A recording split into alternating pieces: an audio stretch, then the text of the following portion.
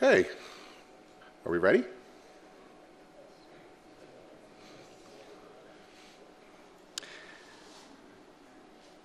Our next speaker to kick off the second half of festivities is Ernie Kniesel from the Improved Patient and Physician Access to Technology Coalition.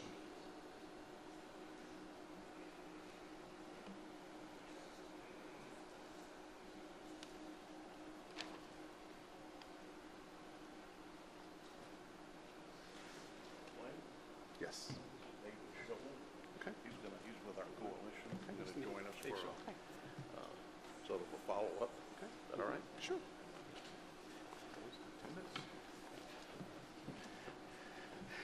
It's always good to return from lunch and see half the audience. In any regard, I wanted to, while people are filtering in, just break the ice. It helps me be up here in front of such an impressive podium and say that representing myself and the others that get up here with a lot of gray hair and quoting Arnold Schwarzenegger at Terminator, I'm old, but I'm not obsolete. So with that done, just real quickly, I started my career in lab medicine as a medical technologist and a biochemist. And I had the fortunate opportunity to be one of the founders of what today is LabCorp. I currently am CEO with a company called Select Laboratory Partners. We consult and help doctors and small labs manage their lab businesses. And I also am one of the co-founders of the Improved Patient and Physician Access to Technology Coalition, and we refer to that as IPAT. Our company helps small commercial labs and POLs alike with their laboratory requirements. In the process of focusing on pain and drug rehab lab service businesses over the last 5 years, we've met a significant number of concerned and dedicated physicians and other healthcare professionals that are charged with the difficult task of delivering care to patients that many general practice physicians will not manage and will not care for. Pain practitioners perform a very difficult and continuing balancing act of mitigating pain while preventing or managing drug addiction. Many pain doctors, if you don't know it, today are also addictionologists. The two specialties are very closely aligned, and there's tremendous and continuous overlapping. And the challenge is becoming greater and greater because the cat is out of the bag, and drug abuse is becoming, as we read every day, more and more prevalent. We have found that the majority of pain specialists want a combined, reliable, instrument-based screen approach with results available the same day, and also responsive, definitive testing for their high-risk patients and practices. When practices understand the difference between a cup-based or stick technology and a laboratory-based technology on an instrument by immunoassay, they almost always choose the better, more reliable test.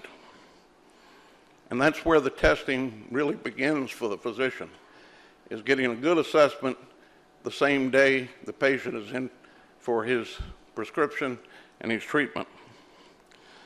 We therefore urge CMS to be directly involved in setting reimbursement so that office instrument-based drug screening can survive.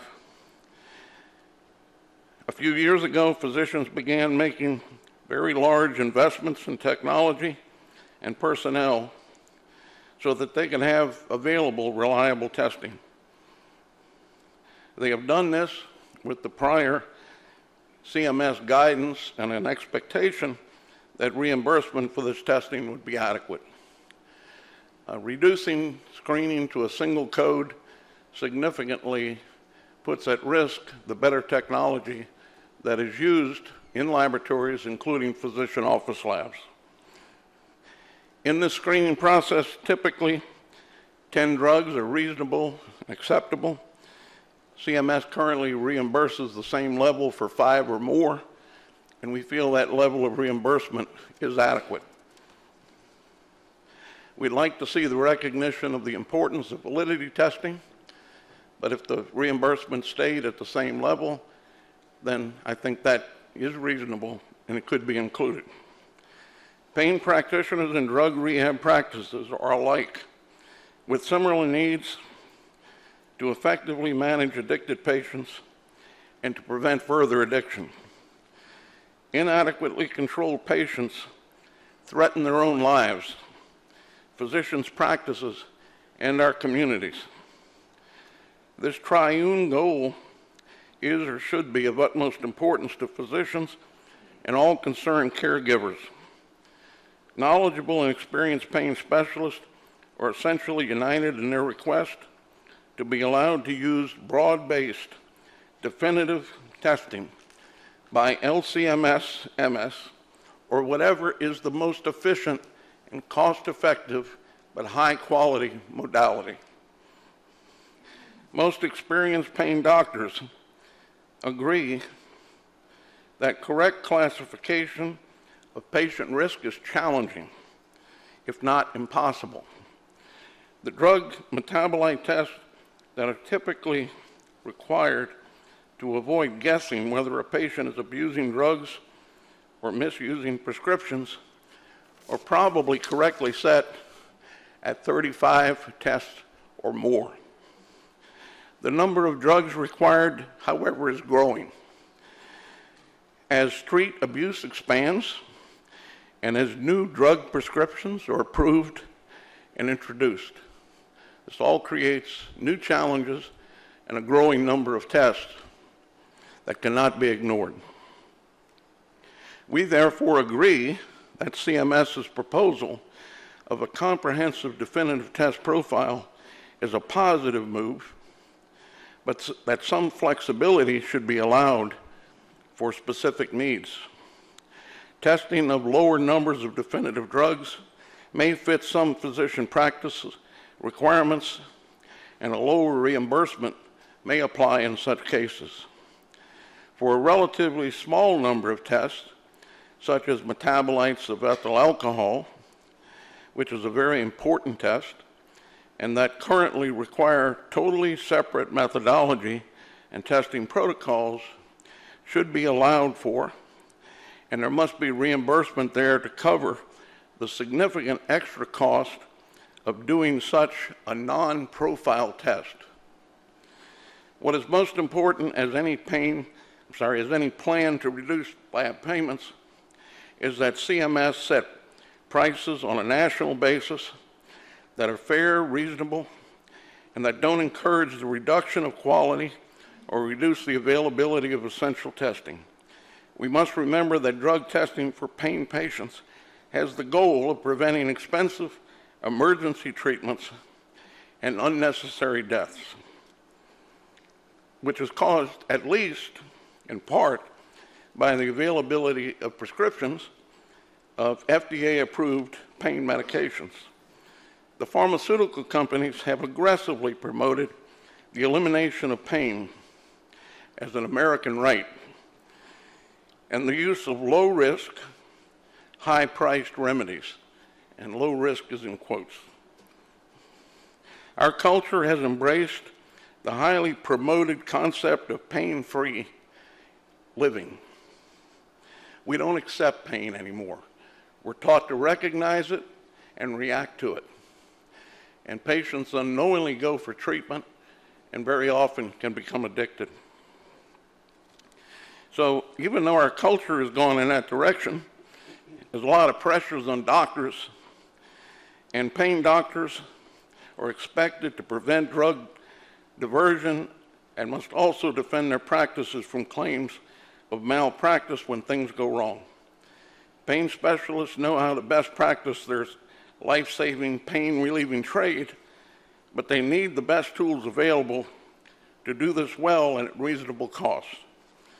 IPAT is concerned about the current reimbursement highs for definitive testing that are reported to be well in excess of $500 in many cases.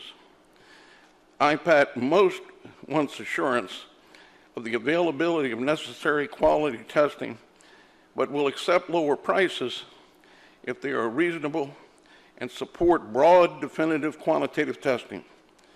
However, we see the current Palmetto mandated cuts with multiple tiers as overly aggressive from a pricing standpoint for the largest profile, and we generally agree with the tiered approach. We think it is a more modern concept than coding everything with an individual CPT code, because the instrumentation and the technology has taken us to the ability of doing many tests simultaneously. But to do that job well and in a competent fashion, reimbursement levels must be adequate. IPAT feels that rapid implementation of different, often very confusing reimbursement strategies by the different MACs hurts quality and any chance of a consistent national policy.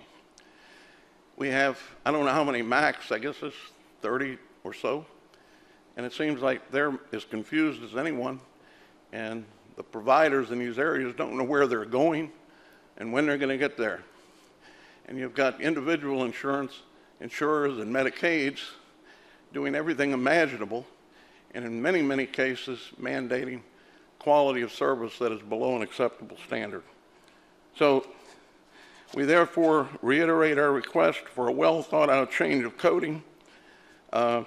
We want CMS to take a real leadership role on a national basis, and we agree with the quest to reduce reimbursement. It's understandable and could be a good thing if it allows for the essential broad definitive testing that is supported at reasonable level of compensation that encourages rather than destroys quality. You would have had a much better presentation today if our associate, Dr. Kwando Dakwa, he's from Ghana, but trained at Yale. He's an addictionologist and a pain specialist, one of the foremost guys in North Carolina doing this. He's challenged with 2,000 patients, and those patients he sees at 5 different locations with the assistance of his colleagues. And it's an increasing challenge. The person in nearby Burlington just basically lost his practice, and now there's 2,000 other patients trying to find new doctors. And that's the challenge that's there. And if Dr. Dakwa were here, he would have made a very clear message. He sent me a letter this morning. He says, don't let them take away my tools. I can't practice, and I won't practice if I'm going to kill patients. So that's the plea. I'm running over, I can tell. Quick introduction to David Scholl, who is our managing director of IPAT. And David would be very happy to talk to any of you. And he has summarized the feelings of the membership.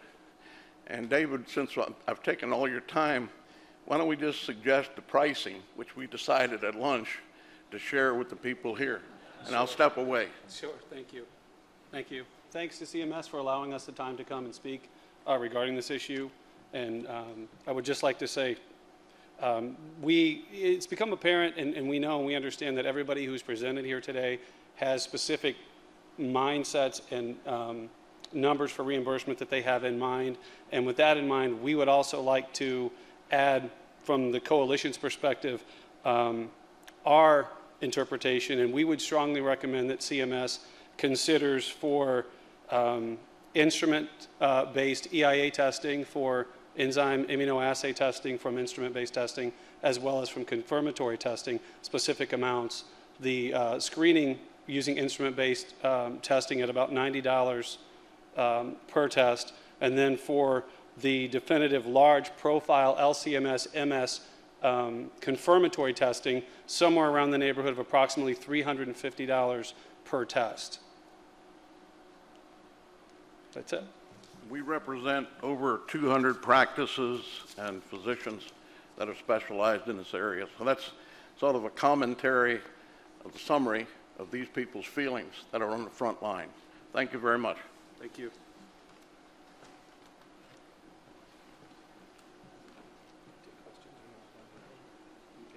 Questions?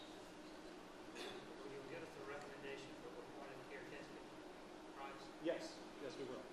Yeah, that wasn't included in the information we had presented as I think he just did.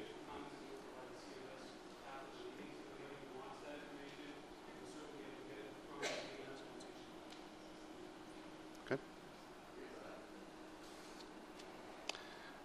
Okay, our next speaker is Michael Barnes, and he is with the Center for Lawful Access and Abuse Deterrence.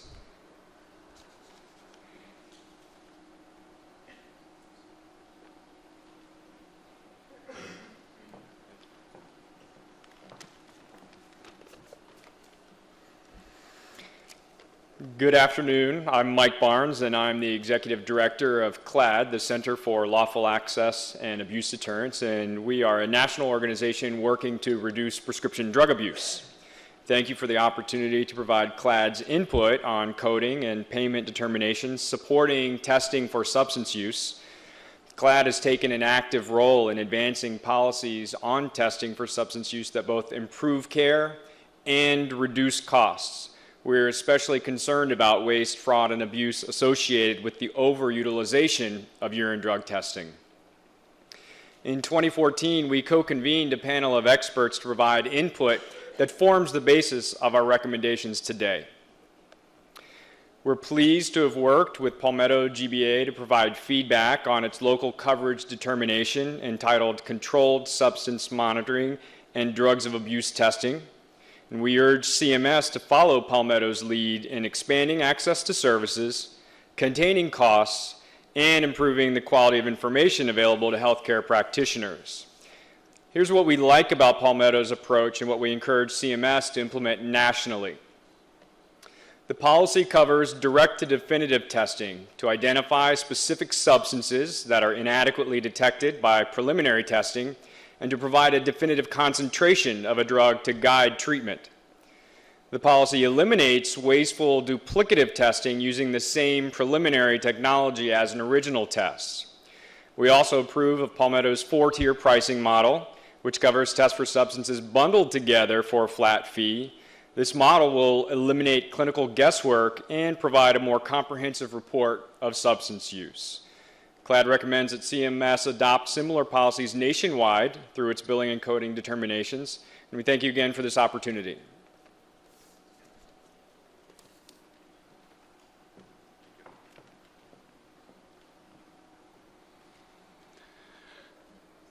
Oh, we have a question.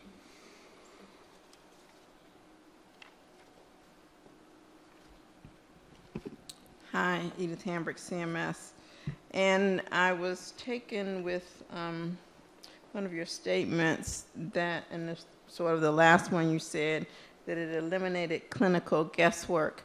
So in this proposal, at least with respect to the highest tiering, I suppose, it is your position that the clinician basically, the clinical assessment of the physician basically has no role, and in your model that they should just test for all substances that are in this 50 or 50 bundle services without taking into consideration the clinical picture of the patient or No, things not like that?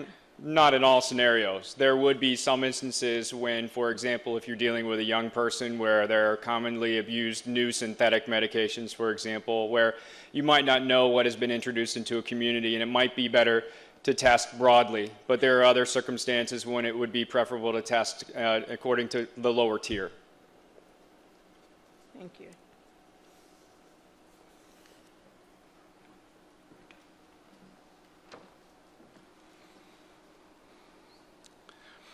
Our next speaker is Dr. Paul Rudensky of McDermott+Consulting.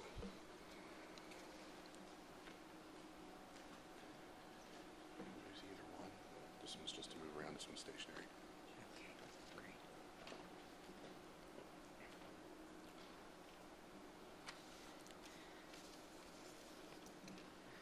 Great. Good afternoon for those who hardy enough to stay. Good to see that a large number of folks stayed. I'm Paul Rudensky with McDermott+Consulting, and we represent the Drug Testing Coalition, which is a collaboration of 3 manufacturers working in the drug testing space, but we also work collaboratively with a number of other stakeholders. We've heard from a number of people today, CMS has proposed essentially removing or not accepting the entire drug testing section of CPT and replacing it with 2 codes, one for the screen or presumptive and one for definitive. And this is a recommendation that I think, or this is a proposal that most of the stakeholders today, if not all, have said believe is a bad policy, and we agree with that it is a bad policy. But I think it's important to understand why do we even have this as a proposal. If you look at the history of this over years, you'll see that CMS's spend for drug testing has gone up and gone up dramatically. CMS tried to get some control over that about 5 years ago by replacing the then CPT codes for the screening or presumptive testing with G codes. And then they made a modification of that in 2011. And when you look at the utilization at that time, between 2010 and 2011, the total utilization for the qualitative or presumptive screening in 2010 was about 118 million. When CMS made a code change, which many of us disagreed with on policy grounds, it did go down to 99 million the next year. So they saved about $19 million. But 2 years later, it was back up at 148 million. So on the one hand, we very much understand CMS's concern about inappropriate utilization and expanded utilization. On the other hand, emphasizing what a number of folks have said here today, coding is not the solution to the problem. Coding, by decreasing the number of codes or coming up with different codes, is not going ultimately to save the dollars. Maybe in a year 1 it will, but over time it will not. Because as I said, dropped down to 99 million total in 2011, but came back up by 2013 to 148 million. If you have people who are abusing the system, they will find a way to abuse the system. It is not a coding problem. It is not a payment rate problem. It is a problem with utilization. And that's something that we all, or program integrity, and that's something we all have to grapple with. So any solution that we come up with or propose to CMS has to be combined with solutions that are going to address the utilization and the program integrity. But definitely we believe that 2 codes is not the right way. No matter how you slice it, you're going to come up with something that is going to overpay for the lower level or lower cost in whichever of those tiers are, and that will result in people gaming the system. What it also will do, which is what we said in 2011 also was the concern, is that you will be underpaying those who are trying to do the good thing, who are having high quality systems and doing appropriate testing. So, again, we recognize the problem here, but if we have, for example, on the presumptive side, we will not have, or on the definitive side, if we come up with just 1 code, we'll not have coding that's sufficiently granular in order to be able to identify what was done and whether or not it was medically necessary. I'm asked many times from folks that they don't understand in looking at policies like Palmetto's MolDX policy, or even in this area, does it sound inconsistent to hear from payers that they want granular coding, but at the same time hearing we want just 2 buckets and 2 payment rates? Well, I think you can rationalize it if you're trying to look at each question separately, that from a coverage perspective, payers do want to understand what was performed, why it was performed, and is it medically necessary. And coding can be helpful for that. How then the payment is done with that could be done more on the back end. A single code for presumptive testing is not adequate. One of the things that has been somewhat challenging, I think, in terms of the community and the interactions that we've had with CMS over time is I think we haven't made a good enough case as to why it is necessary medically necessary to have the different kinds of testing, why it's necessary to have tests that are less expensive versus ones that are more expensive. So when you look on the qualitative presumptive side, if you limit things and set the payment rate purely on the cheapest lateral flow immunoassays that are comprised of cup strips, cassettes, that's fine for quite a number of analytes, but it misses a number of analytes that are only available in instrumented systems. In addition, for certain patient presentations, you need to be able to get down to sufficient levels of detection that are not possible with the lateral flow immunoassays. So when you look at the lateral flow immunoassays in cups or strips or cassettes, you can say, oh, I see a lot of overlap. They're immunoassays and they do all of these different analytes. And they do have a very appropriate role, but so do the instrumented systems. But they have very different cost structures, and we need something that at least is reflecting those two levels. It's there in CPT. It is what came out from the work group. And at a minimum, and this was also in ACLA's presentation earlier and some others, we need something to differentiate the non-instrumented, the optical visualization like pregnancy test versions from the instrumented systems. But the instrumented systems do have a medical purpose. A single code is also not adequate on the definitive testing side. One of the things that we've heard is that often you need to test for a large number of drug classes. This can be done by mass spec. Why can't this be done, in kind of one bucket? Again, a lot of different clinical scenarios. A number of the presenters here have talked about that. There are different intensities as we've talked to and worked with some of the labs and trying to understand what's the break point from a resource perspective. And at this point, it's not fully clear from my perspective whether number alone is the right breakpoint or there are other features that are appropriate in looking at different analyte classes. But what is clear is that different patients and different presentations do require substantially different amounts of resources. Perhaps not 60 different levels, and many folks today have talked about following kind of the Palmetto with 4 levels, but not 1. And whether or not and how we get to the right number of levels and the right pricing is something I think we all want to work on together.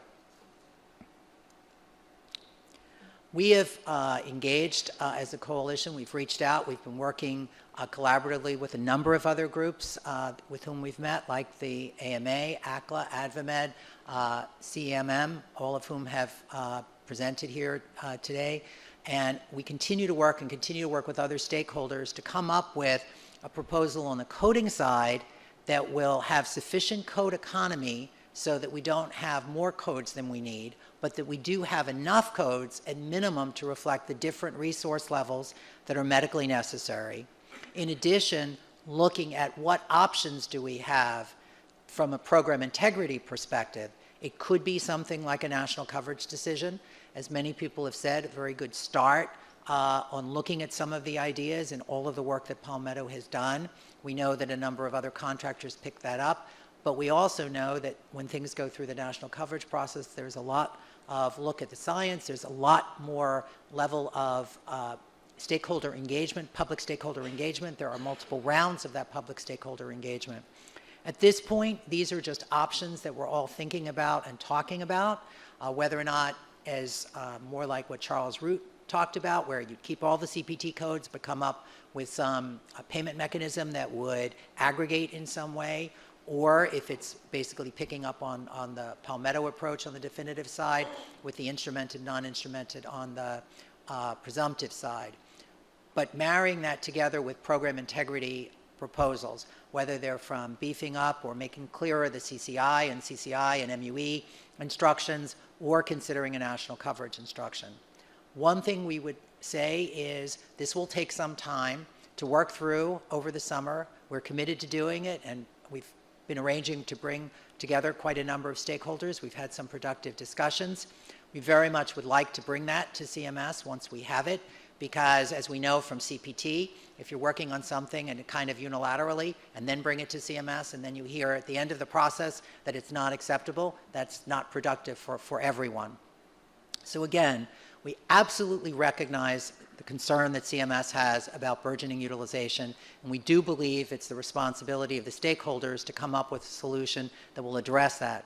At the same time, 2 codes is not an adequate approach. That's not going to come up with something that will prevent gaming and will hurt those who are trying to do a good job. And with whatever we come up with to respond to Steve Furrow's question, you can, in Crosswalk, we have a large number of codes and payment rates that are out there currently in drug testing. Whatever we come up with, I'm sure we can come up with a Crosswalk proposal that would match to that would meet any requirement that it be done by Crosswalk or gap fill. Thank you.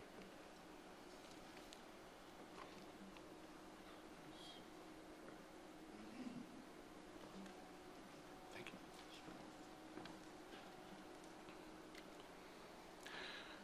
Our next speaker is Chandra Branham, and she's with Advomedics.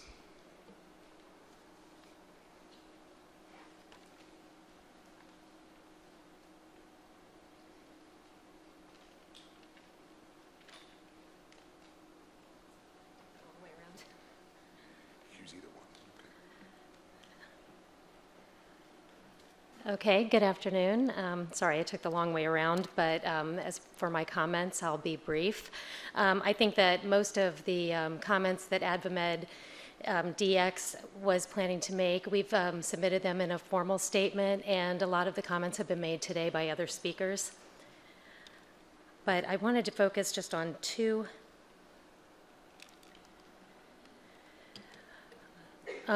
areas. Obviously, the first one is the proposed G-codes for drugs of abuse testing, and the second area is on transparency, which is a common refrain that you'll hear from Advomed DX. We're aligned with many of the other speakers that you've heard today on the 2 G-code proposal.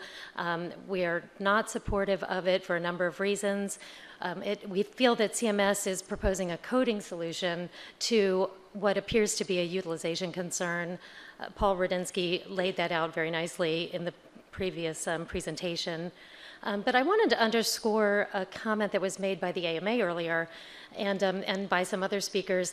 The CPT codes were established through a process that included a lot of stakeholder input, as is always the case, and including CMS.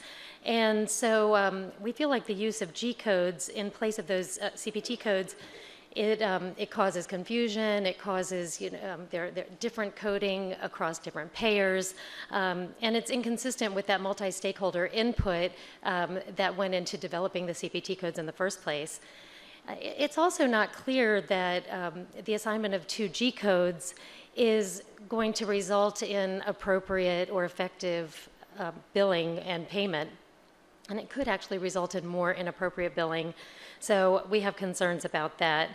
And finally, the assignment of only 2 codes reduces the level of granularity and transparency that we feel it's moving in the opposite direction of the way things have been moving with coding around testing. And it certainly is moving in the opposite direction of PAMA, which requires very specific HCPCS coding and unique identifiers and such. So basically, we have a recommendation that is, it's sort of a multi-tiered recommendation, but our first recommendation, and this is based on input from Advomed DX, diagnostic payment working groups, and our members, that CMS should really adopt the AMA CPT drug testing codes. But in the alternative, we are working closely with the other groups, as Paul indicated. We've been in discussions with McDermott, ACLA, the AMA, and others to try to think through what is the best solution in the event that CMS does not adopt the AMA CPT codes.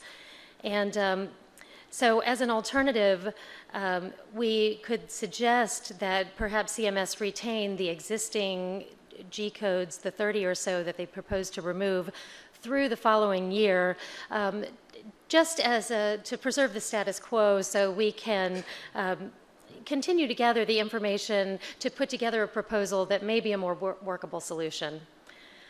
We had developed a third recommendation that, in the event that CMS does decide to proceed with the two-code approach, that CMS should consider, for purposes of transparency and granularity, requiring providers to report the CPT codes for the actual tests that are performed underneath those two codes.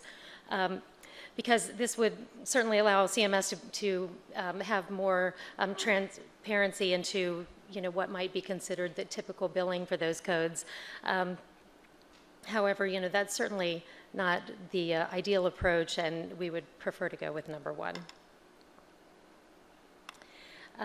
Just before I step down, I wanted to make a note about transparency. This is a comment that you'll hear from AdvaMed year after year, but as CMS proceeds through the process of developing the proposed payment recommendations, sometimes the rationales that are provided in that document are very cursory. They don't really provide a lot of detail to help stakeholders really understand what was the basis of the decision. And we have made this comment from time to time, but I just want to reiterate some of our earlier recommendations from prior years that we think CMS could improve transparency by really providing more complete and specific information in those payment determination rationales. And that's just so that interested parties can really understand what was the basis for the decision, the crosswalk or the gap filling, and why. And particularly if a stakeholder has an interest in filing a request for reconsideration of a final determination. So with that, I will say thank you and leave it up to the next speaker. Thanks.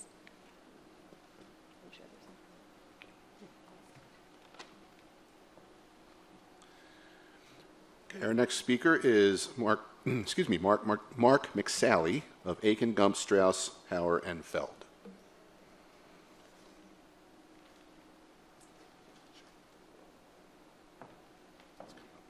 Okay, and this is full.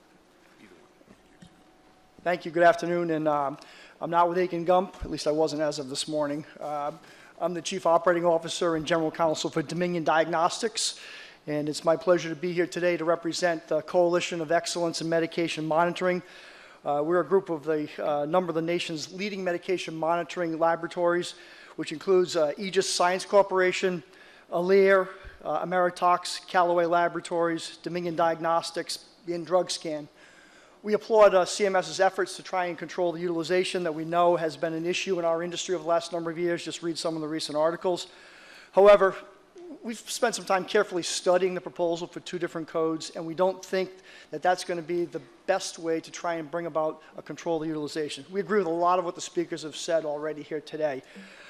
Most importantly, I think we need to find a way to adequately compensate laboratories for the testing that they're performing to make sure there's not an overpayment or an underpayment for the work that's being performed. And I think with a one code fits all for presumptive or definitive, you're going to run that risk and you're going to run into cases where there are overpayments and underpayments.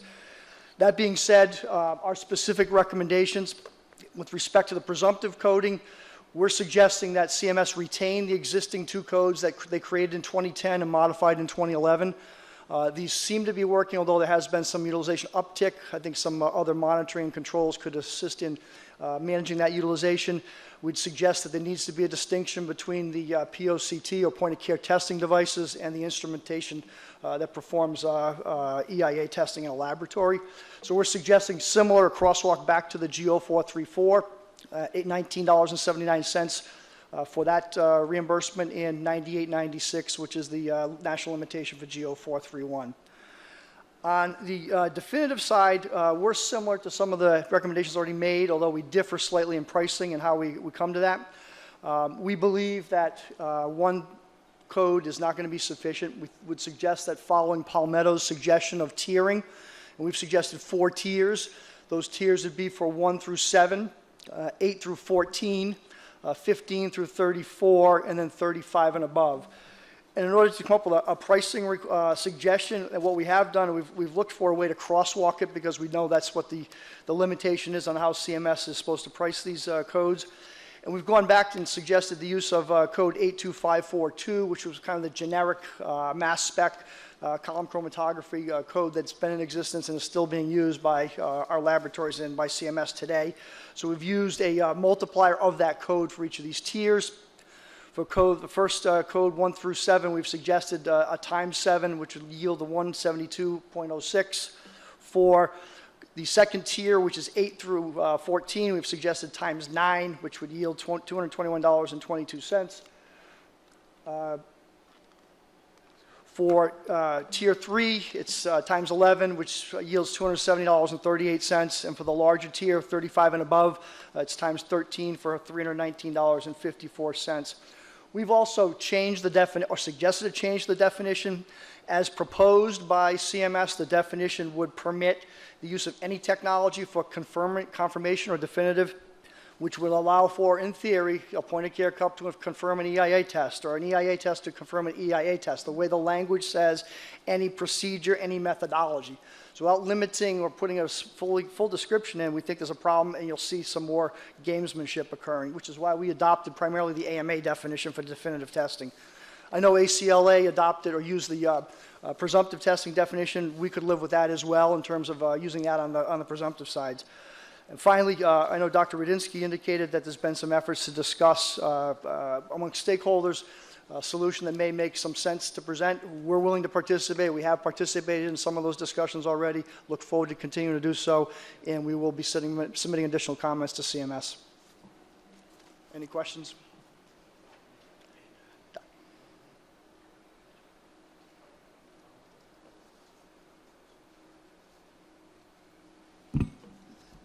This actually is a question that can go to everyone who's been presenting and who will present, but I've just come up with it now, so you're on the hot seat. Last year, when we were at this meeting and getting recommendations for pricing for the new CPT codes, the number of the CPT codes, and as an aside, the CPT codes are not much more granular than our G code. It's groups of benzodiazepines or groups of opioids or groups or whatever. You still don't know what the specific drug is, putting that aside. Several of those had testing for 5 or more, testing for 7 or more, some multiple of the base. And in every case, the vast majority of people recommended that for the third level, which was 5 or more or 7 or more, the price be 20% more than 1. And in this case, you're recommending $172 for 1 to 7, which is a bit more than 20% of 1, which the recommendation last year was in the $18 to $24 range. So could you explain why you had a recommendation last year of 120% and now your recommendation this year is 100%? Sure, and I'm not the scientist, but I'll try and give an answer that would cover at least what I understand to be the difference.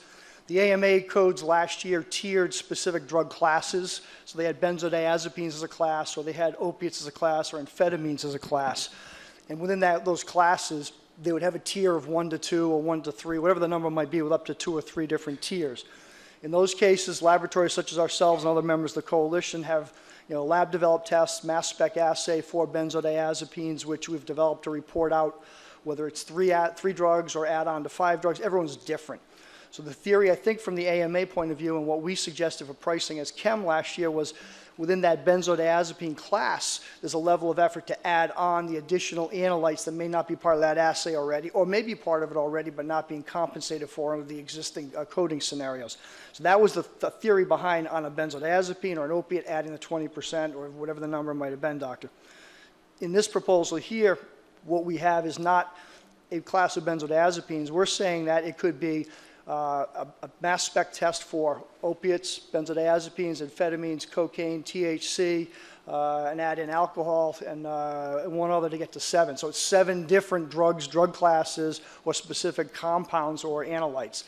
different methodologies used for each. At least in our laboratories, a different mass spec instrument, different lab developed tests, different run time, different sample prep. So we're combining them all together and saying that we'll do those individually, and you want to put a cap on the price. The cap on the price is 7 units, or whatever the number might be as you go up on the next tiers. So I don't think it's really an apples to apples comparison, if I understand your question correctly. So a follow-on, if you take what this group recommended last year as the price for an unlimited number of drugs within a particular class, you could do 5 of those classes: benzodiazepines, opiates, opioids, antidepressants. You could do 5 of those different classes, unlimited drugs, and it would cost less, would be reimbursed less than what you're recommended for 1 to 7. So you could be doing 40 or 50 or 60 drugs within 5 classes. The maximum of any of those drugs was $35. Right. So 5 of those classes would be essentially this price, $175.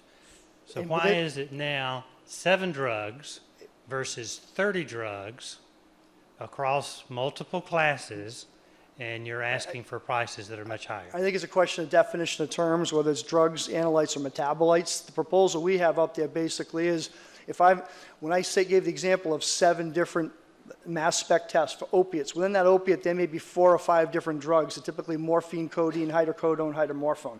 That's 1, I'm counting.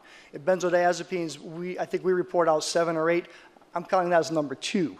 Amphetamines, I report out 4 or 5, I'm counting that as number 3. So that's the way I'm counting to get to the 7, as opposed to taking the 4 from the opiates, the 5 from the amphetamines. I'm already at 10. So it's a definitional, it's how you define the terms. That's an interesting definition. So let me get, is everybody else that's spoken, Paul and IPAT and the other folks that are here, count 1 as the entire class? No, there'll be different counting methods, I'm sure, Are you counting Doctor. 1 as the entire class in your recommendation? Or are you counting each metabolite in your group? Anybody else want to tell us what they were thinking?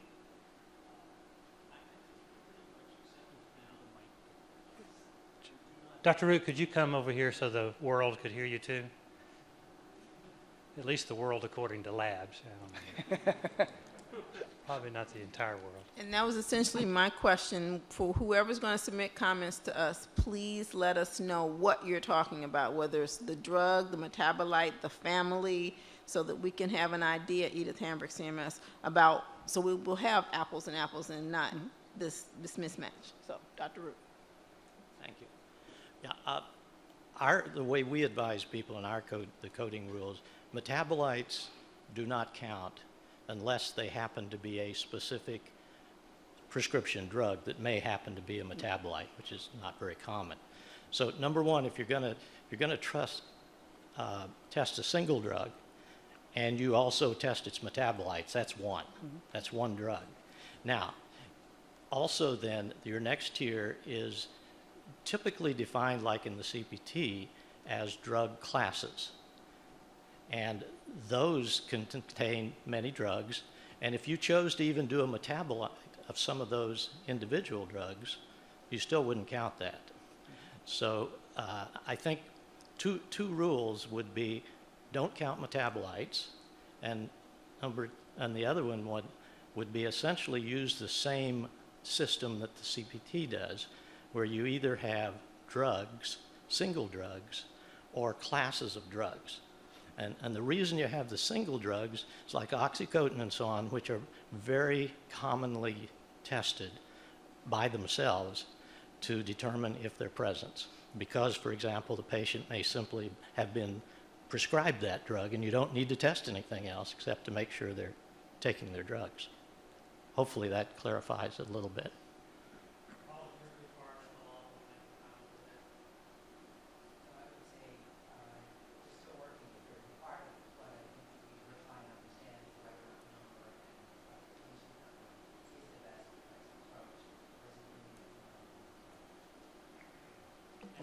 Thank you.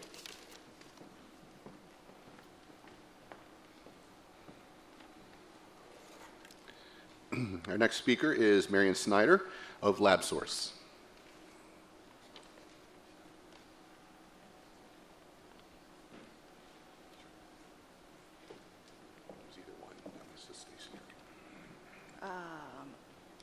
think I got it. Yeah, this one you can move around with, but this one's... Okay, all right.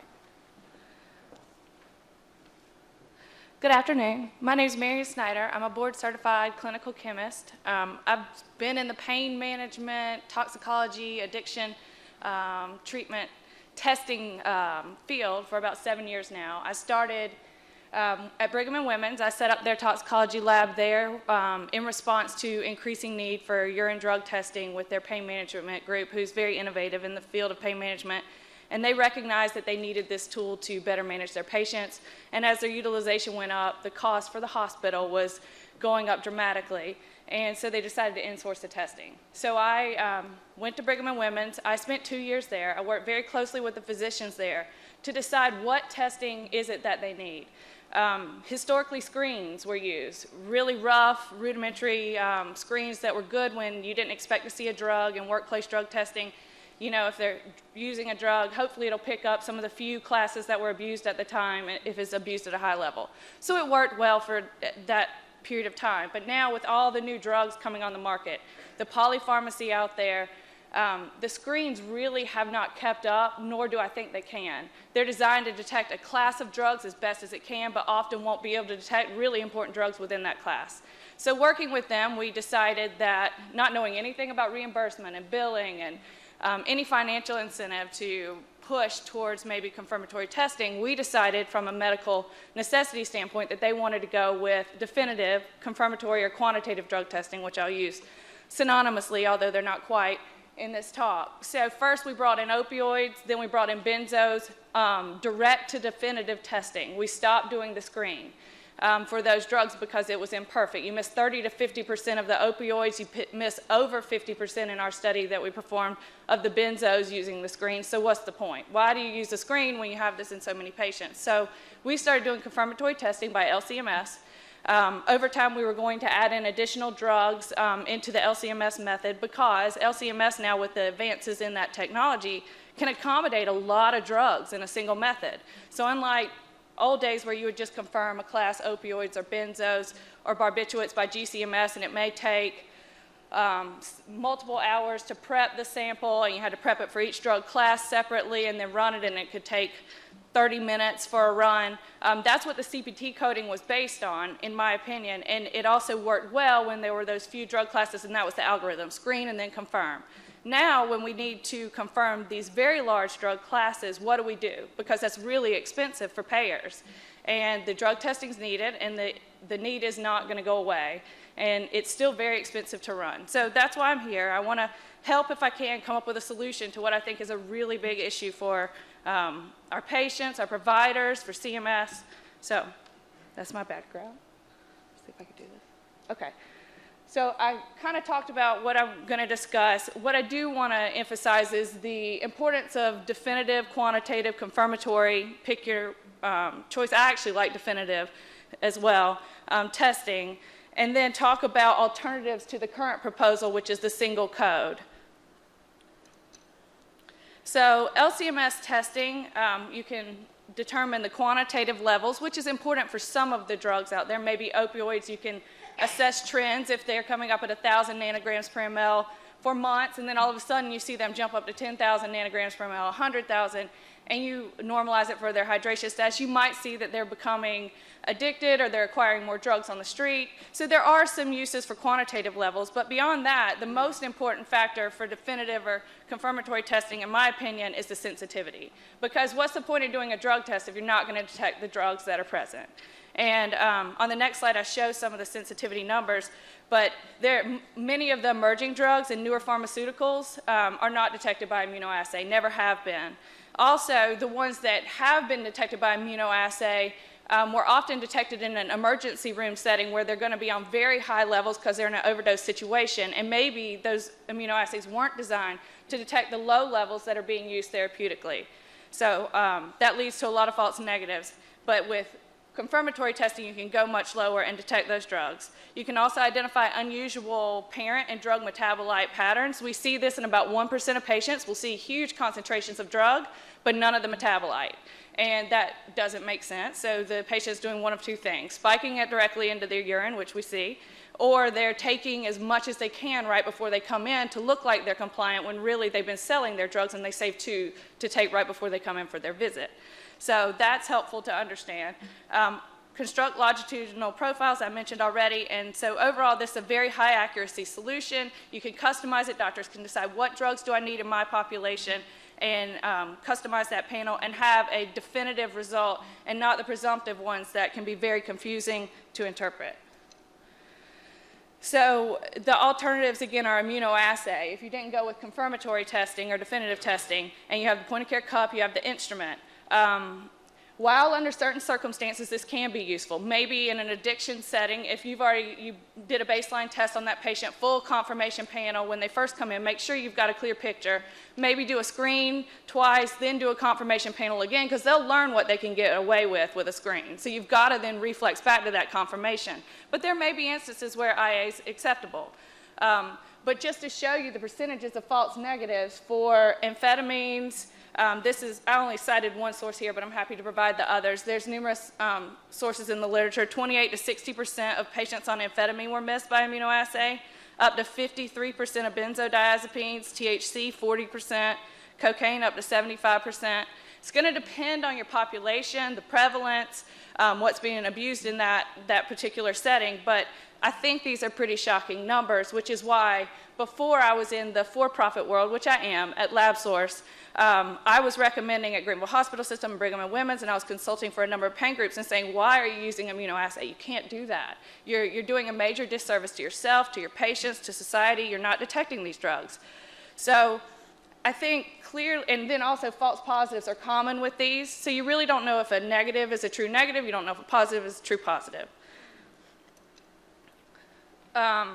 So if we assume definitive testing is needed, we then have to reduce the reimbursement. It's too high. It has been too high. It was based on, I believe, an older coding system, and I'll get to why I think that is in a minute. But if you go to one code, my biggest concern is that the laboratories will lose incentive to keep adding the new drugs that are appearing on the market. In my experience, I've been the one educating the doctors what tests they need to order. They don't go and read Radar and Dawn Network and try to figure out what's being abused in my society. They're busy treating their patients. So they need someone who's testing patients and seeing the prevalence to educate them on what's in their population and what do they need to be testing for. And so if laboratories are not incentivized to keep adding those tests because they've already maxed out reimbursement and it's already a narrow margin, they're not going to keep saying, okay, tapentadol is a new drug that you need to be monitoring. They're not going to do that because it just adds to their cost with no additional reimbursement. I think maybe the biggest problem, though, is physician office labs. We have a lot of those now that are doing this testing. And if you reimburse a single code, they're going to be faced with a really tough conflict of interest, a financial incentive versus thorough drug monitoring. So maybe they used to say they needed to test for a lot of drugs, and now that they get a single reimbursement, they're just going to test for opioids, and they're going to miss the benzos that have major adverse or synergistic effects and lead to some of the highest death rates, with drug abuse. And so then if you reduce the testing that's being performed, you can, you already have this major epidemic of drug use. It could just heighten that. We have 15,000 people die every year from opioid or narcotic pain relievers.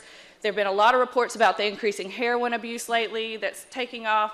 And just from a financial standpoint, it's huge for our society. $193 billion was the estimated cost of illicit drug use alone in 2007. So I wanted to give at least one example. I've been trying to work with a number of hospitals around the country to help them bring this testing in-house because, believe it or not, well, they can do it for cheaper than even us as a reference lab can do it because they already have the infrastructure, they have the lab, they have the personnel. All they really need to do is add the instrument, know how to run it, and know how to teach their personnel to do it. So we've been doing that for hospitals, helping them bring it in themselves because that's the cheapest way to do it. And it hurts our bottom line, but what I want is this testing is one of the best tools out there to prevent the drugs getting on the street and this problem that we have. So we have to come up with a solution. And so we've been working with Harrington Hospital in Massachusetts as an example. They have a major addiction treatment program that's been very successful. Just to give you a couple of stats, they wanted to come today and present, but were unable to make it. After switching from immunoassay to a confirmatory panel on their patients, they realized 85% reduction in ER visits, 75% reduction in inpatient admissions, and no overdose deaths from patients in treatment during that time. There were really remarkable findings. They're going to the payers in their state in Massachusetts to talk to them about this because a lot of the payers, to be honest, don't pay for confirmation testing or confirmatory testing anymore. And I think that's unfortunate. So they're going, I'm already over? Oh, man. Okay, so let me go ahead, but I think those are remarkable numbers and show how confirmatory testing can really help. So I'm going to skip past that. So my recommendations. I applaud CMS's efforts again, and the single code, I think if that were instead adapted to tiers, it may be useful, but one thing to mention, opiates alone. There are 22 opioids or opioid metabolites that are commonly monitored right now. So just about anybody prescribing an opioid needs to look to see if their patients are using the opioid they prescribed or any others, because it happens all the time. So you're already at 22 drugs. You add benzos, that's 8 more. You add illicits, that's 5 more. Just the basic illicits. ETG, ETS, that's another 1 or 2, however you want to, the ethanol metabolites. Muscle relaxants, well, let's stop there. That's already 36 drugs, and I virtually never have a physician that doesn't want those. So you're already at 36 drugs on the minimum panel that any provider that I talk to wants. Then you add muscle relaxants or anticonvulsants, that's say 5 more, stimulants, sleep aids, designer drugs, haven't even talked about those. That's 5 bath salts, 7 synthetic THCs, barbs, psychotherapeutics. There's up to 20 of those, and they want to monitor those sometimes. So the bottom line is we have to, if you do take a tiered approach, you have to bump those tiers up. The 10 to 20 is not really very useful in my opinion. You got to go higher, into the higher range, bring the cost down, but go higher so that you continue to incentivize technology and advancement and increasing of the drugs that are going to be monitored. The other option would be to go to the AMA's suggestion, but instead it needs to be class-driven. And it doesn't need to be 0 to 5, I don't think, or greater than 5. It just needs to be opioids as a class or benzos as a class. The way the testing's run now, nobody does a single drug. When it comes to our lab, nobody tests a single drug. They test the panel, the class anyway.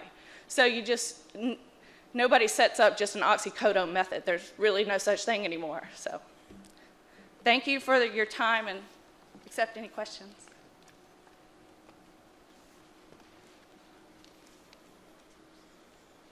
Hi. Hi.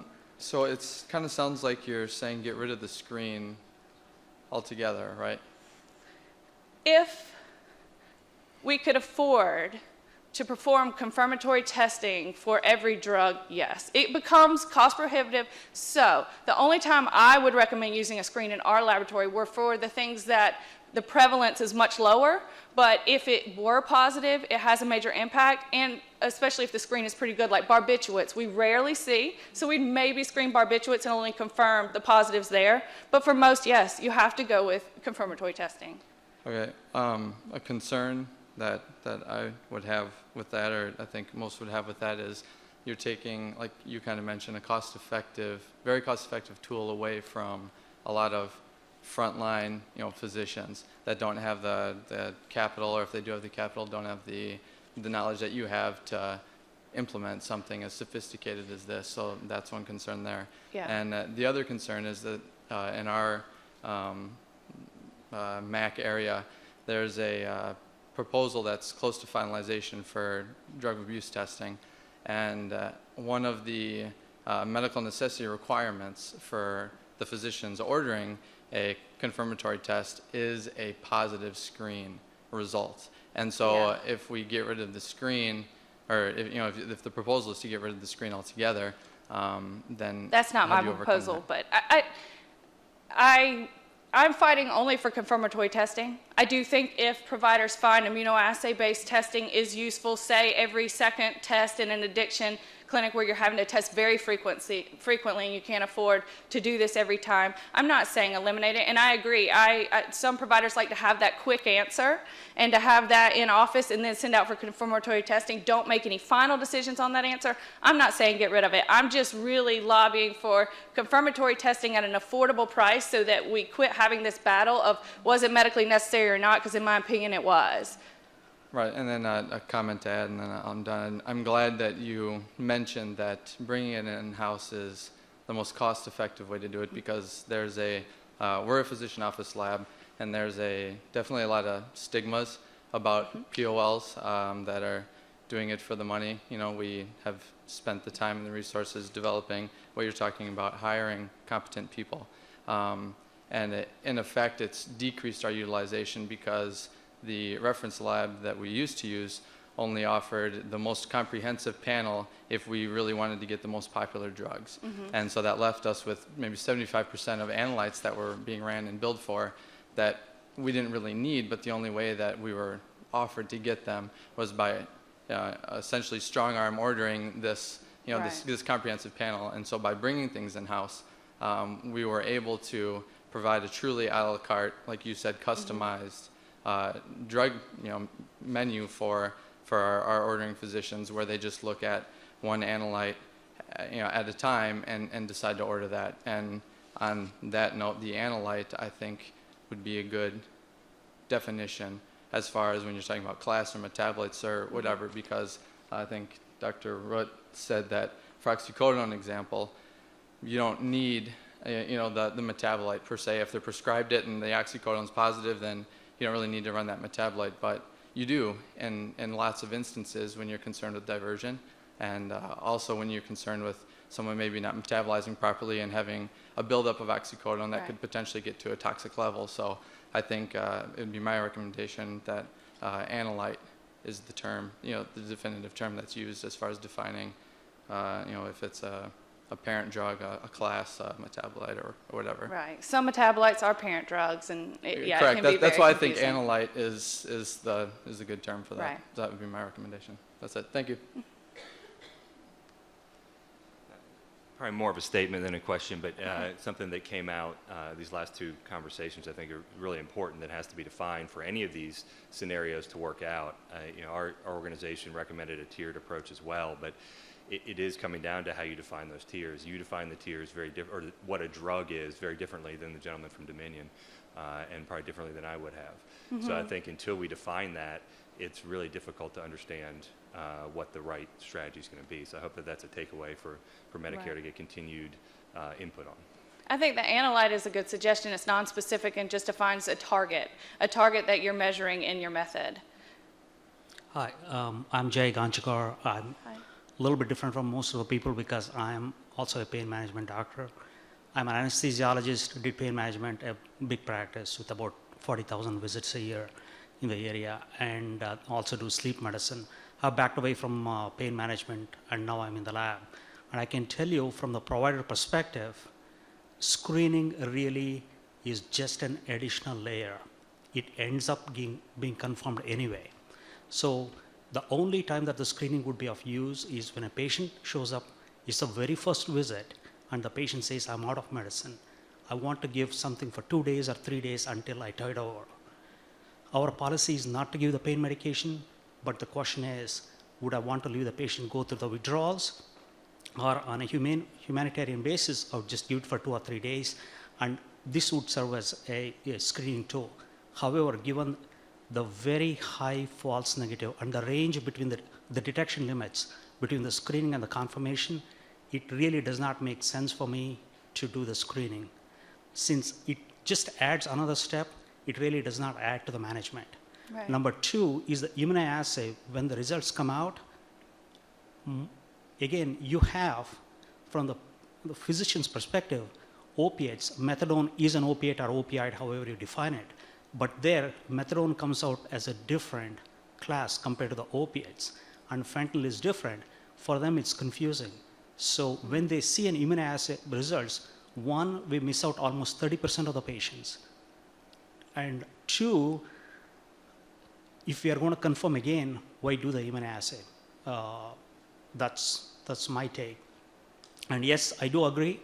And the third is, if we are only going to confirm the one, but that may hold good for employment basis, but when it comes to management, we always want to know what's also present that we did not prescribe. Right.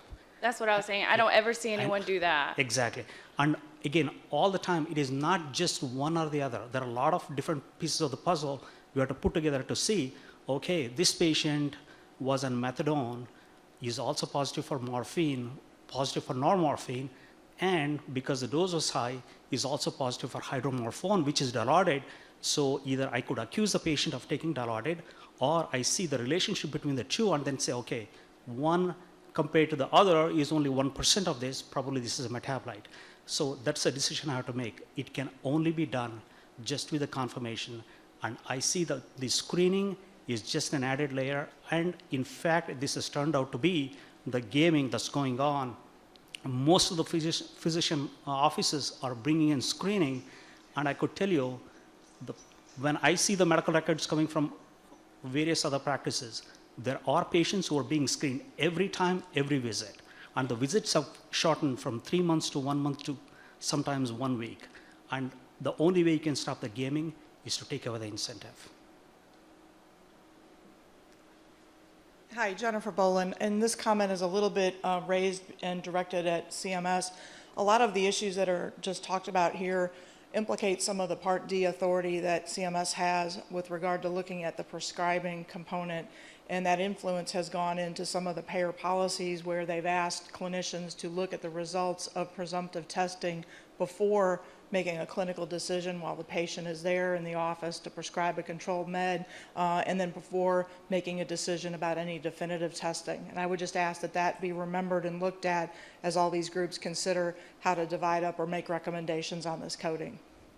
Right. My ultimate recommendation to an LCD, I guess a year and a half ago or so, from Dr. Jeter was to go to the comprehensive confirmatory panel. I think I may have started this whole landslide with her a couple years ago, but I said you need the point of care cup or the immunoassay analyzer still in isolated situations, and some doctors may choose with very low risk population and patients that they can afford to screen and reflex, but most of the time the studies have shown that 40% of the patients in pain management are lying. And so that puts 40% of your patients at high risk. And that doctors are really bad at identifying liars. They sent actors in, and the doctors only recognized 1 out of 10 of the actors that were coming in making up a complete story. It's incredibly hard. This is one of the few tools they have to objectively figure out if that patient is at risk or not. So trying to determine risk and then do testing based on risk is flawed. That's circular.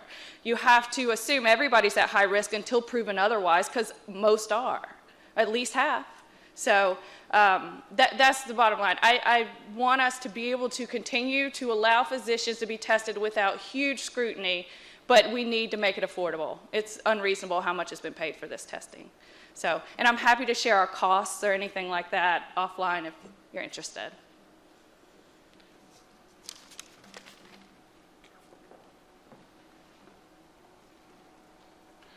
Okay, our next speaker is Dr. Andrea Terrell with the American Institute of Toxicology.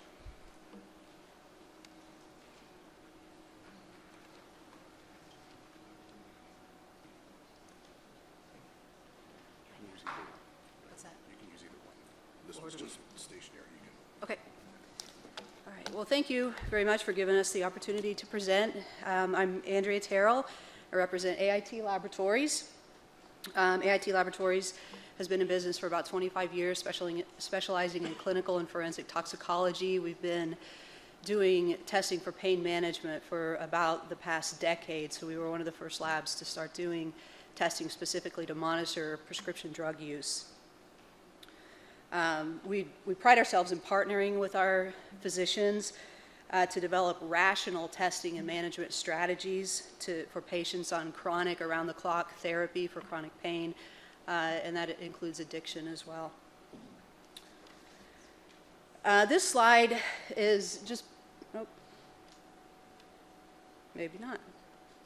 There we go. This slide is just more background information, but I think everybody in this room understands the toll prescription abuse is taking on society, both from a public health and financial standpoint. So I will skip over that one in the interest of time. I do want to, I'm sorry here, I'm having a little trouble. Okay, so I do want to briefly mention this. AIT is in the heart of a prescription drug fueled outbreak of both HIV and Hep C. You've read about these in the national news. 170 new HIV cases in 2015 in a very rural South Central Indiana county of only around 23,000 people. This is fueled by needle sharing among intravenous abusers of the prescription drug Opana. Similar story in Madison County, Indiana, only Hep C instead of HIV. Almost double the number of cases in 2015 as was seen in the entire calendar year of 2014. So you can see that this takes tremendous toll on society. Outbreaks like this could happen anywhere. Labs like ours provide a service that helps physician prescribers ensure that they're writing the right prescription for the right patient. Just another slide showing the actual cost of prescription drug abuse. It takes an enormous financial toll, and in addition to the toll it's taking on the health of our population, has led the healthcare community and government agencies to agree that lab testing of urine, blood, or other biological samples is a key element in addressing the prescription drug use epidemic. So I just wanted to give an overview of our recommendation before going into more detail on each point. We do support the effort to simplify tox lab coding and reimbursement, enabling the industry to focus on innovation such as developing new tests, improving the efficiency of the data that we deliver to our physicians. We're concerned that the proposed code does not distinguish from the waived point-of-care testing from the moderate to higher complexity instrumented screening performed on an automated analyzer. Both have a role in patient care, but are unique and should have their own coding and pricing. So we're requesting that the proposal actually revert back to the existing G codes. I will get more into that, but a lot of other speakers today have discussed that point. In theory, we do support the CPT codes or the tiered pricing model, but don't think that that actually accomplishes what CMS wants, which is to control their costs. With the tiered pricing model or the CPT model proposed by the AMA, there is an incentive to do more testing, often unnecessary testing. So we do support a single code for definitive or confirmation testing. In this case, we will recommend adoption of a multiple of the existing 82542 code, which describes LCMS or GCMS definitive testing. So this slide just shows some of the differences between point-of-care and lab-based or instrumented screening tests. We've seen a lot of this before. The issue, both have their place, and we recognize that, but the real issue and why there needs to be separate codes for the point-of-care versus the instrumented test, two reasons. One, cutoffs, and two, breadth of testing. As you can see that the cutoffs on the screening tests in a laboratory are often much lower than what you might get on a point-of-care device, and this is necessary especially for those drug classes in which there are multiple analytes in the drug class. And those analytes have different cross-reactivities on the immunoassay, and thus you need a lower cutoff in order to detect those and not potentially miss any or report any false negatives, which could be devastating to the patient. Analyzers also have more assays available to test a wider range of analytes and give more information. Some examples include acetaminophen, fentanyl, Soma, Tramadol, often not available on CLIA-waived point-of-care devices. So for these two reasons, the lower cutoff levels and the additional scope of testing, we believe that it's necessary to offer two separate codes. And we recommend just maintaining the existing G codes, G0434, describing the point-of-care or wave test, G0431, describing the instrumented-based test. And we think that the pricing for these, the current pricing for these, is adequate to reflect the cost of doing these types of tests. For confirmatory testing, as I said, in theory, we like the approach of the CPT or tiered model, but don't believe that it adequately controls the cost, and it still provides that incentive for labs to do more testing than is necessary. So if the confirmations are performed based on the result of the higher complexity immunoassay screen, fewer definitive tests are needed, which controls the cost while providing the same level of patient care as what the provider would see if they ran an entire panel of definitive tests. So you're going to get the same information but at a lower cost if you base your definitive tests on the results of the screen. So AIT has been doing this for the last 10 years. On average, we see 4 or fewer reflexed confirmations, and these are confirmations for entire drug classes. This represents anywhere from 15 to 20 or 25 different individual drugs. So we see these 4 confirmations or fewer per specimen, and occasionally we will do 1 or 2 extra directed, what we call directed tests. So these do not have a screen available. These are drugs such as the synthetic cannabinoids, the ethyl glucuronide, ethyl sulfate, or the bath salts, the synthetic stimulants, where there is not an adequate screen test available. And these are generally performed on a patient-by-patient basis. So to summarize, the flat rate testing allows predictable costing for CMS. The labs and the physician's order and the labs only perform the appropriate number of definitive tests because the financial incentive to do more is removed. Patients continue to have access to affordable care with quality results, and it rewards innovation and efficiencies in the lab rather than rewarding labs for overutilization of the testing. So our recommendation is really to crosswalk the GXXX2 in the proposal to a multiple of 82542, and we're recommending using a multiple of 8, which would put the pricing right around $200 for that confirmatory test, no matter how many analytes or drugs are in that confirmatory test. I have 300 up here, but that was for the entire test, which includes the screen at approximately $100 and the confirmation or definitive testing at $200. This kind of, the way we arrived at this, it sort of falls in the middle of what CMS is currently paying. The low end, 2 or 3 confirmations, comes out about $75, and at the upper end, you could pay $350, $400 plus for a panel of 15 to 16, 17, 18 confirmatory tests. So we believe that $220 or $200, which is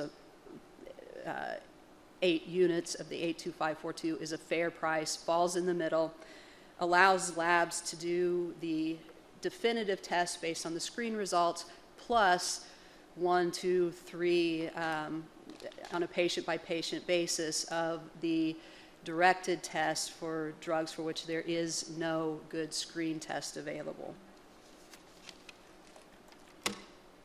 So in summary, we recommend keeping the current G codes to reflect the screening or the presumptive tests, and adopting a single code for any number of definitive tests that need to be done, but setting a price point sort of in the middle of the range at which CMS is currently paying. So with that, I'll take any questions.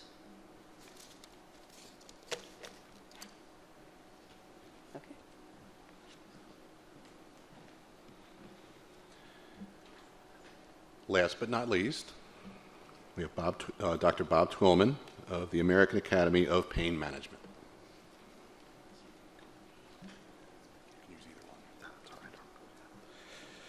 Thank you. As Glenn said, I'm Bob Twillman. I'm the Executive Director of the American Academy of Pain Management. The Academy is the nation's largest professional organization for pain management professionals, and one that recognizes the important roles played by multiple types of medications, both controlled and uncontrolled, as well as a number of other interventions in treating pain. Many of our members use urine drug testing as a key part of their efforts to ensure safe and effective prescribing for people with pain. I want to thank the Centers for Medicare and Medicaid Services for the opportunity to talk about this issue today. The Academy advocates for best practices in pain care, including close monitoring of patient adherence to medication regimens, and we support urine drug testing as a technology that simultaneously improves care for people with pain and controls healthcare costs. We urge CMS to look to the Palmetto tiered testing structure as a feasible approach that supports the best practices in urine drug testing. We feel that this model really does provide our clinicians with what they need, the opportunity to test patients for the clinically relevant medications and substances of use that are substances of abuse that we come across with our patients. As Dr. Barthwell said earlier about her patients who have substance abuse disorders, and this is also true of the patients that we see who have chronic pain, and those patients who see both of us who have both of those diagnoses. Sometimes patients withhold information about the medications that they're using and the illicit substance use. Sometimes they do that intentionally and sometimes they do that unintentionally. But in either case, when that happens, it leaves our clinicians in a very precarious position because they're charged with knowing what it is that their patients are taking in order to provide the best possible care, the care that's most effective and safest, and to avoid drug-drug interactions and other problems that can arise. To do that, they have to have access to high-quality, highly accurate urine drug testing, and without that, the clinicians are really forced to rely on patient report alone, which, as we know, can be unreliable. Clinicians have to be able to perform both targeted and broad-spectrum testing with quantitative results when needed in order to accurately evaluate progress toward the patient's treatment goals and to discern potential drug misuse and diversion. We believe that the Palmetto tiered system allows us to be able to do that, and we support the use of that system in conjunction with utilization safeguards that are set forth in their Controlled Substance Monitoring and Drugs of Abuse Testing LCD. We think that's an appropriate approach to coding and pricing clinical drug testing. We think these safeguards include appropriate indications and expected frequency of testing in patients prescribed controlled substances for pain management, proper medical necessity documentation, and testing ordered on an individual patient basis. The use of a single code and a flat fee for an unlimited number of tests creates a market tension because labs receive higher reimbursement for an inferior level of testing. This system could result in abusive practices such as testing a limited number of drugs to obtain the highest possible profit margin. And as a result, the clinicians may not have all the information necessary to provide meaningful, individualized treatment. Instead, pricing should correlate with the value of the service that's provided to ensure that clinicians utilize drug testing appropriately in the treatment of their patients and that valuable healthcare dollars are efficiently allocated. So in conclusion, we urge you to adopt a system that's like the Palmetto GBA tiered pricing and coding structure with the competitive utilization controls. Thank you very much.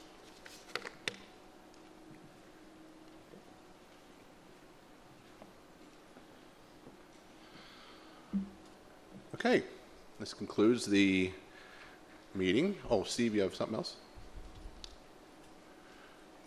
I'm sorry you can't leave yet. Or you can, but I'm going to talk for a few minutes, and so you can change. Made a few notes about things that we've discussed and some of the things that that we've asked for, and some of the things that I think, some things that we perhaps didn't discuss that would be helpful for you to provide comments on. Before that, I think just to clarify the timelines. We're required to put out our proposed values in September. Is that right, Glenn? Yes, it'll be, we always hope, we always push for the end of August, but preliminary around early September. Okay, so by the end of September, you'll probably see our proposed. Hopefully sooner. Hopefully sooner. And so whatever you're going to propose, we need sooner than then, if it's going to be part of what goes out at that particular time. I think some of the questions that we would like to hear further comments back on is this screening versus no screening issue. We've had several folks say screening is not beneficial. Most of you said yes. It would be nice to have, some erudite comments about that. If in fact screening is going to occur, we need crosswalks. Some of you have made some recommendations, but if we have, as some of you have recommended, creating new descriptors, that those new descriptors then represent new codes that then need crosswalks. In the definitive drug testing world, as we heard in the last few sessions, we need to understand what you mean by drug when you talk about 1 to 7 or whatever that number is. We need to understand, is it analyte as lab source suggested, or is it family as CEMM suggested? We need to have some, and not only defined, but some way to make that clear to the public as we put out whatever it is we put out in September. One thought to consider, I probably shouldn't give you some suggestions, but the CPT coding from AMA has sort of defined what a drug is. And it says here are families. They have 19 families plus a non-specified family, and then they have, I think, 17 single codes, something like that. So that's 36. Did I do my math right? That's 36. Is that the extent of, quote, drugs that would fall into the definition that CEMM was recommending? That's not the number that LabSource was discussing and talking about analytes. So that kind of discussion would be helpful, not only what it is, but how do we define it for the public, so that when we get lab requests in, it's clear what they're requesting payment for.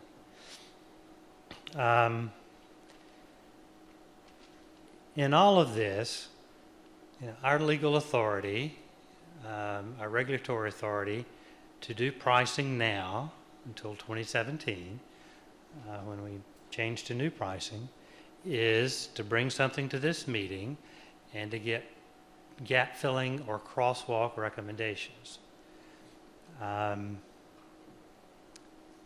We've had a lot of recommendations to come up with tiers.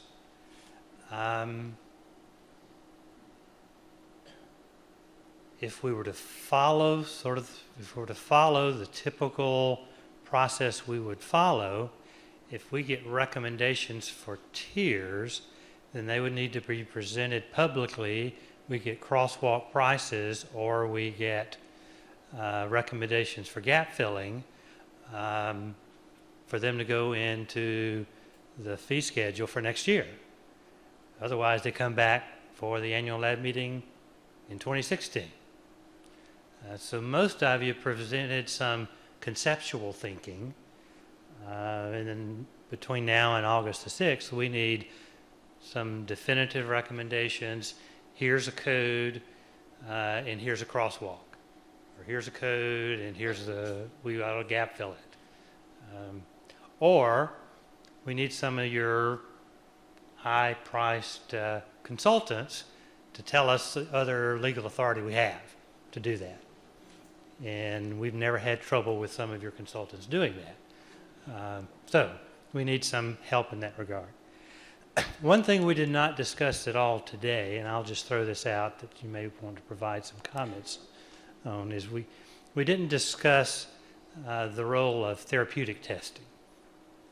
There's a separate section in CPT for therapeutic testing, but there's also within this category of drugs of abuse the potential of, at least in some of the families, physicians wanting to have therapeutic levels. And so how would that fit into either our G code scenario, 1 G code, when you're only wanting your level of an anticonvulsant for single drug they're taking, and you're not concerned with abuse, you just want to know what their drug level for that single potential drug is. How would that fit into this entire milieu of drugs of abuse testing, if in fact the only place they're sort of listed is under a drug of abuse? So with that, we look forward to your comments. Glenn, do you want to? It sounds like you've given a lot of homework. So, thank you. Thank you for all attending. We appreciate it.